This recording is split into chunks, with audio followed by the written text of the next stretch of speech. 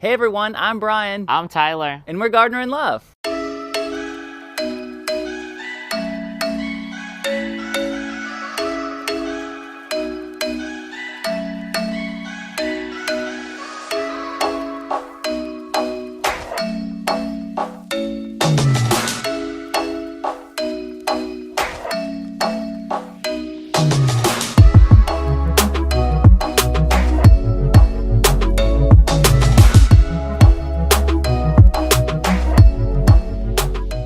Hey everyone, welcome to our Longfield Gardens Costco haul. We look forward to these bulbs and tubers being put out every single spring, and we've been hoarding some of them away for the perfect planting. I think we're past our last frost now, so we're gonna get to it. Yeah. We were lucky enough to get our hands on some of these this year. Usually in Costco, they disappear off the shelves before we can ever get to them. And so this year we were super excited that we could actually grab some. So let's talk you through some of the varieties we'll be planting. All right, so the first variety we're going to be planting are Caladiums. We're going to start out with pink cloud Caladiums. These are really beautiful pink, white, and green Caladiums, and they are on the taller side. They're about 18 inches tall, and so we're excited about those. We do have another variety of Caladiums here. These are called Aran, and they have really nice white variegation down the center. However, we are not going to show you us planting those. These are going to go in a special spot for another project. All right, so the next variety we have are Iris. These are a staple in most cottage gardens, but we haven't planted any yet. We don't have any in our garden anywhere, so we're happy to have a few planted. We are going with the Shirley Pope Iris. We grabbed some of these that are super deep purple and will look beautiful in our garden. Next up is Crocosmia. This variety is called Lucifer. This is kind of like a tall, grassy texture with red blooms at the end. It's an amazing attractor for hummingbirds in your garden. All right, so the last thing that we have here are Kaya Geraniums. These are really interesting to me because they have a red foliage and then they have a blue flower. And so we're gonna plant these in a space where they'll get some really nice contrast with the plants around them. All right, let's go. All right, so we're starting here in our front flower bed around this giant oak tree that we have. You can see that we have planted tulips here that have come up this year pretty thick. We're really happy with them. But we do plan on planting this area with more annuals and perennials, and so we want to make sure that we leave enough space for different things, but caladiums in our area are considered an annual, and so we'll pull them at the end of the season and toss them just like we would any other annual. All right, so I'm going to cut into this, and then I'll show you guys what the bulbs look like.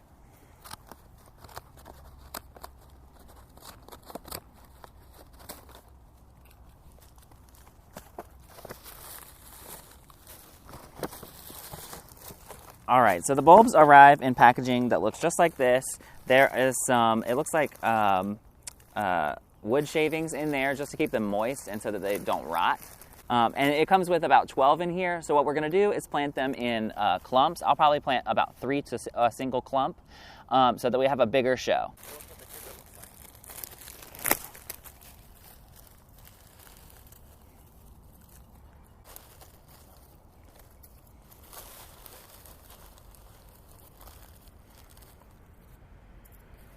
All right, so this is how the caladium bulbs are shipped.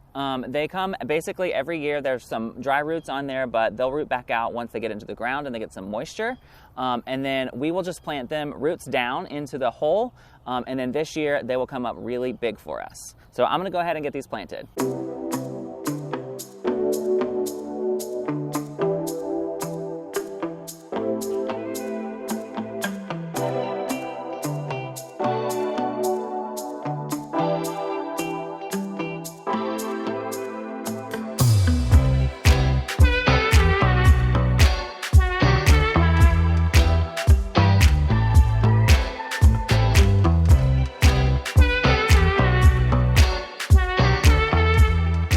All right, so now we're gonna move on to the next one. So next up, we're moving on to the Shirley Pope Iris. We've never planted iris before, but I was very excited about this one because it's purple. I know, we're sensing a theme here with me. Yeah, I know, I love purple. I'm very interested to see how this goes. So we have 5 here in this bag, and I'm just gonna kind of dot them along the front here so we have a nice little drift up against the tree. And then when these are done blooming, we'll have some tall, kind of grassy texture just for some additional interest. So I'm going to cut this open and we'll see what these look like. The nice thing about this is I am going to use my auger to drill the holes, but on the bag it says we only have to plant them an inch below the soil. Oh, big bag. Okay. So these are in some dirt to keep them moist. Okay, interesting. So we have some roots here, and yeah, it looks like a little growth point. So I'll be putting these in the holes just like this, and there's 5 of these in here, so let me get to it.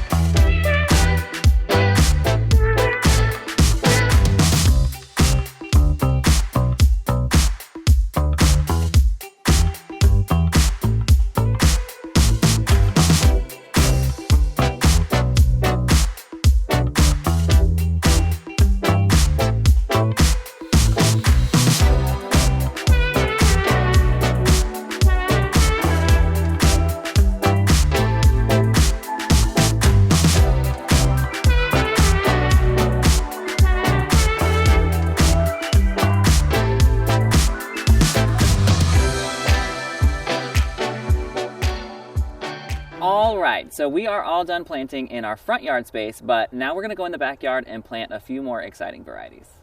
I did also want to say, because I'm sure some of you are freaking out, we do have a lot of poison ivy underneath this oak tree behind us. I know I got a little close in the front, but I was very careful, so trust me, we know. We're trying to get rid of it. It's very hard, though.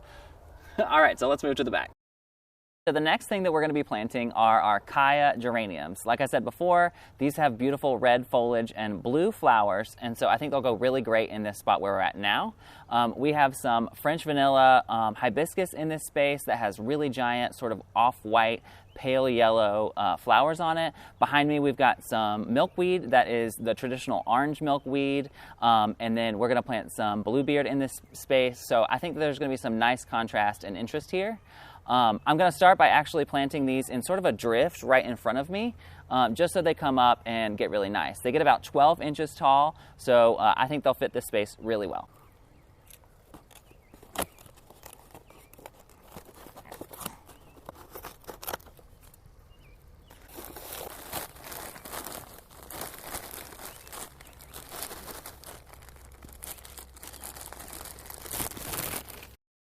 All right, so these are our geranium tubers. You can see here they have roots on them, and then they have very small growth points. And so I'm just gonna set these out in our little drift and then get them planted.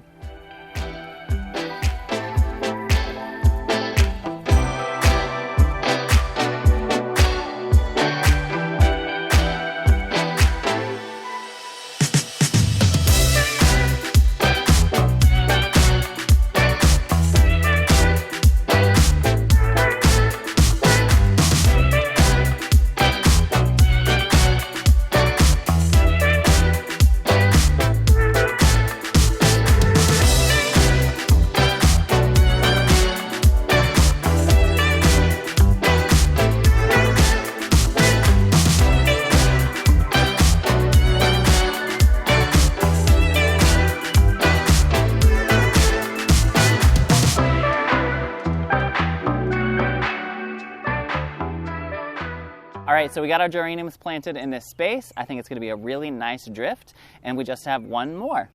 All right, last planting for today is this Crocosmia called Lucifer. I did read online that it is likely these aren't gonna bloom for the first year, so I'm preparing myself for the least. But when these do bloom, apparently they are really, really great hummingbird attractor. And we chose this spot because we can see this from our bedroom, we can see it from the dining room, we can see it from the kitchen.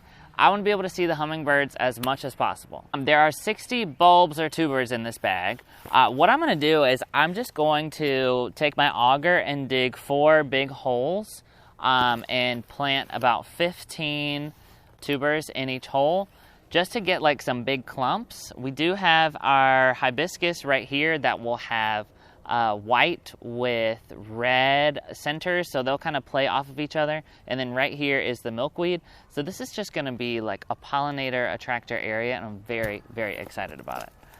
So let's see. I would imagine these are very tiny if there's 60 in one bag.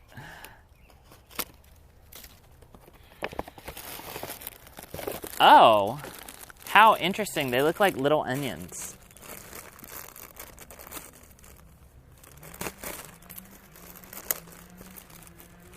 Here, I'll bring one to the camera so you guys can see.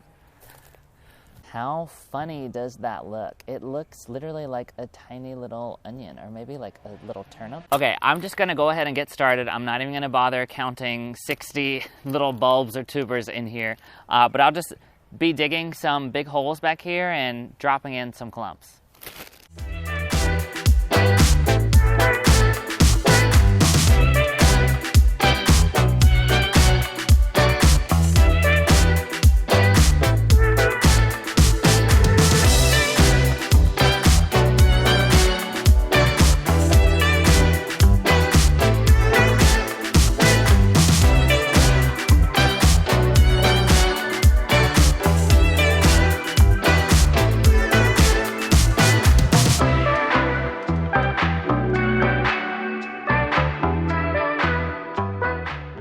All right, so I got all of the Crocosmia in the ground. They look awesome. Got a nice little drift going on. Obviously, we will water all of these tubers and bulbs in, but we are losing light fast. So we wanted to say bye to you guys before we run and get the hose. Yeah, I think this was really fun. We are already excited about what we're gonna get from Longfield Gardens next year, but we hope you guys have enjoyed this, and be sure to like and subscribe to our channel, and we'll see you in the next video. Bye.